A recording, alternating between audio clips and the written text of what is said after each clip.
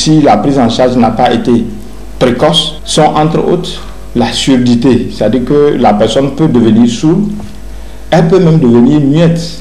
Et même il y en a qui peuvent sortir aussi avec une réduction de la mobilité, c'est-à-dire qu'une personne peut guérir mais rester infirme.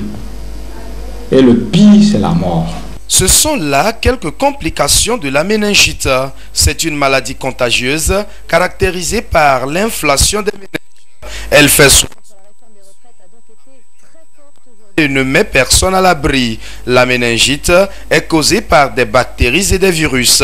La méningite peut être entraînée par tout ce qui est microbe, mais particulièrement c'est souvent les bactéries et les virus qui sont à l'origine, parmi lesquels on peut peut-être citer le Neisseria meningitidis, l'hémophilus influenzae de type B, le pneumonier, le streptococcus pneumoniae et autres germes. Ça peut être aussi des virus. Et ces virus-là sont souvent transmis d'une personne à l'autre à travers donc les gouttelettes de salive. Et ces gouttelettes de salive-là peuvent être projetées lors de la toux, de l'éternuement même au moment où nous parlons. Et ces gouttelettes-là vont se retrouver dans la nature et voire même dans la poussière. C'est pour cette raison que généralement la méningite déclenche surtout en temps de poussière, surtout au moment de l'harmattan où il y a de fines particules de saleté dans l'air, où il y a aussi des microbes. C'est comme ça la contamination se fait en respirant soit de l'air déjà souillé ou contaminé, ou bien en étant en contact étroit avec une personne qui fait la maladie. La méningite se manifeste sous diverses formes et voici les signes cliniques les plus reconnus. On appelle cas suspect, c'est toute personne qui présente une fièvre d'apparition brutale. Et ça peut être une température qui est supérieure à 38,5 ou une température axillaire qui est supérieure à 38 degrés, qui peut être donc accompagnée d'autres signes méningés comme les céphalées, c'est-à-dire les maux de tête violents, les vomissements, et aussi de la raideur de la nuque chez un adulte et chez un nourrisson, du bombement de la fontanelle.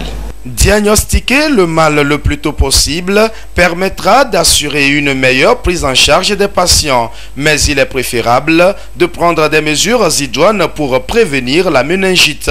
Cette prévention passe aussi par la vaccination. Il y a un traitement bien adapté à la méningite qui permet donc de guérir ou d'amener le malade vers la guérison. Et avant de procéder au traitement, normalement, on passe donc à la confirmation au laboratoire pour savoir quel est le germe en cause. Et c'est en fonction du germe, on sait quel médicament utiliser. Souvent, c'est des bactéries et la plupart du temps, donc, c'est des antibiotiques. On utilise à des doses bien respectées pour que le malade puisse guérir. La prévention passe par donc des mesures d'hygiène de vie. C'est-à-dire qu'il faut avoir les mains propres. Il faut éviter des endroits poussiéreux. Et surtout, il faut donc éventuellement, quand on est exposé à la poussière, porter les cache-nez. Il faut éviter aussi d'être en contact avec les patients faisant la méningite. Des conseils utiles à mettre en application afin de lutter et de prévenir la méningite.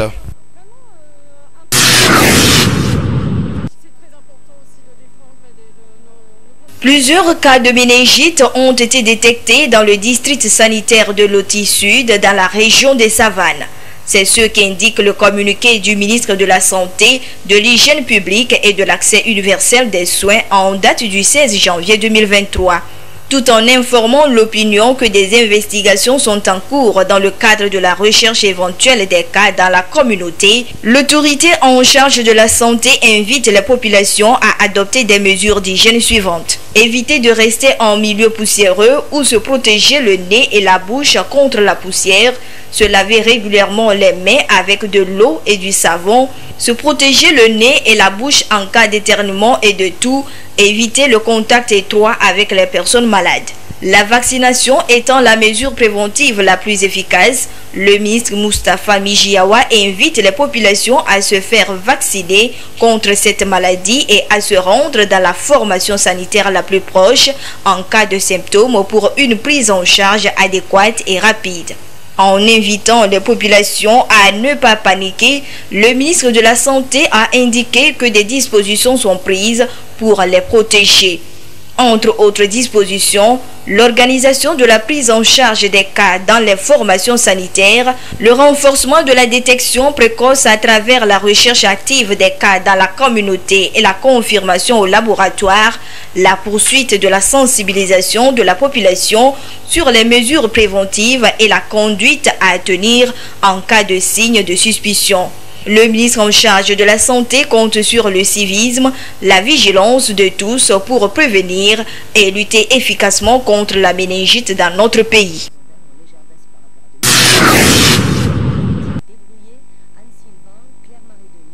Les grossesses précoces ou non désirées en milieu scolaire, un phénomène qui fait toujours débat au Togo.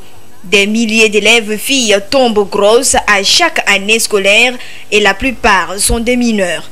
Ce qui n'est pas sans conséquences, surtout sanitaires, aussi bien pour la jeune fille que pour son enfant. C'est une grossesse à risque. Quand la grossesse survient chez une adolescente, les risques sont nombreux parce que cette personne qui est encore en train d'acquérir sa maturité, l'organisme n'est pas encore mature sur tous les plans. Beaucoup de ces gens de grossesse sont soldés par des avortements parce que l'organisme ne tient pas. Il arrive qu'il y ait des malformations aussi. L'accouchement aussi est tellement difficile parce que le bassin n'est pas encore mature. D'autres fois, c'est les césariennes. Et si c'est les infections que tu as eues au cours de ces activités sexuelles occasionnelles, tu pourrais à l'âge adulte être stérile. Et ce n'est pas tout.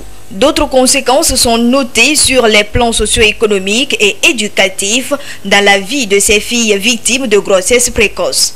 Nous parlons par exemple de l'abandon des classes ou retard dans les études qui fait augmenter la déscolarisation des jeunes filles, la marginalisation qui engendre l'isolement et la perte d'estime en soi, viennent s'ajouter les difficultés financières et autres.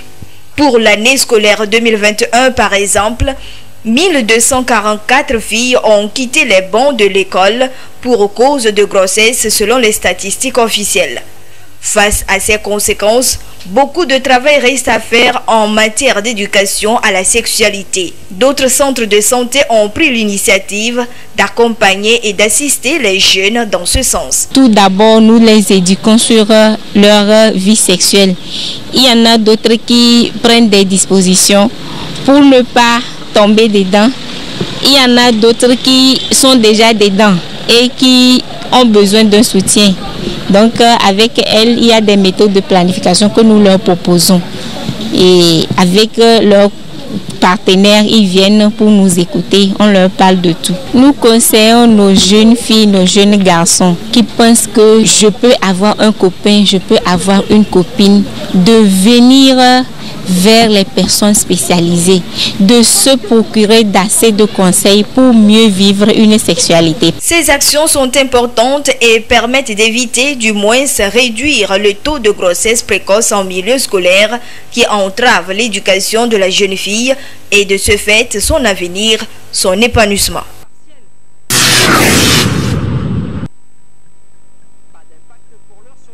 D'août 2021 à décembre 2022, le programme Wezu a enrôlé près de 290 000 femmes avec 281 796 consultations prénatales et 148 275 consultations sur les 1 316 113 prestations effectuées.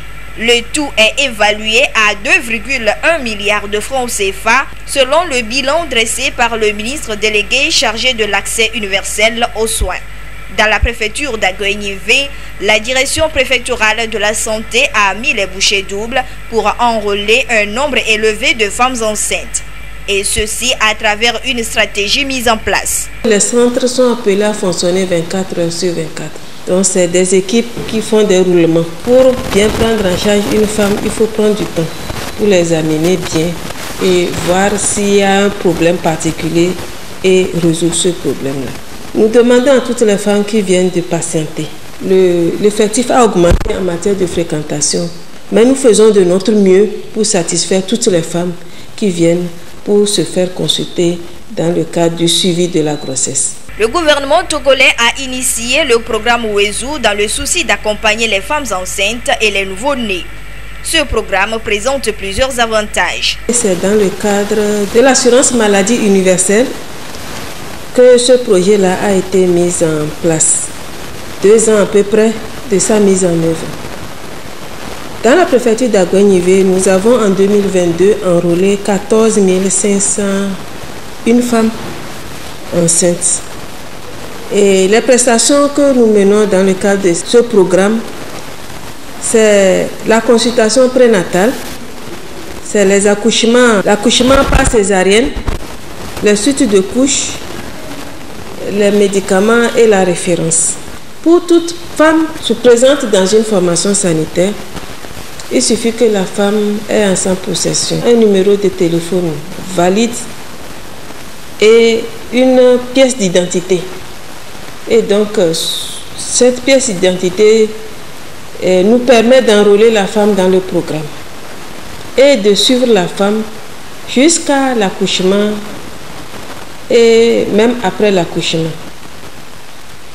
Et donc, lorsque la femme est enceinte et que le suivi permet de le faire accoucher dans la structure, nous le faisons et le programme prend en compte l'accouchement à 100%. C'est un programme qui a permis une meilleure fréquentation de nos formations sanitaires. Et sur le plan financier, ça a permis de soulager les mamans, les familles, les couples sur les dépenses liées à la santé. Et c'est le lieu pour les responsables des formations et structures sanitaires de remercier les autorités du pays pour cette initiative louable. Je voudrais remercier le président de la République et les autorités qui ont œuvré de près ou de loin à la mise en œuvre de ce programme Wezu, qui est un programme d'accompagnement de la femme enceinte et de nouveau-nés. Avec le programme Wezu, les femmes enceintes bénéficient d'une prise en charge et d'un suivi avant, pendant et après l'accouchement. Ce programme connaît une adhésion massive des populations avec une augmentation des fréquentations des femmes dans les centres de santé publique.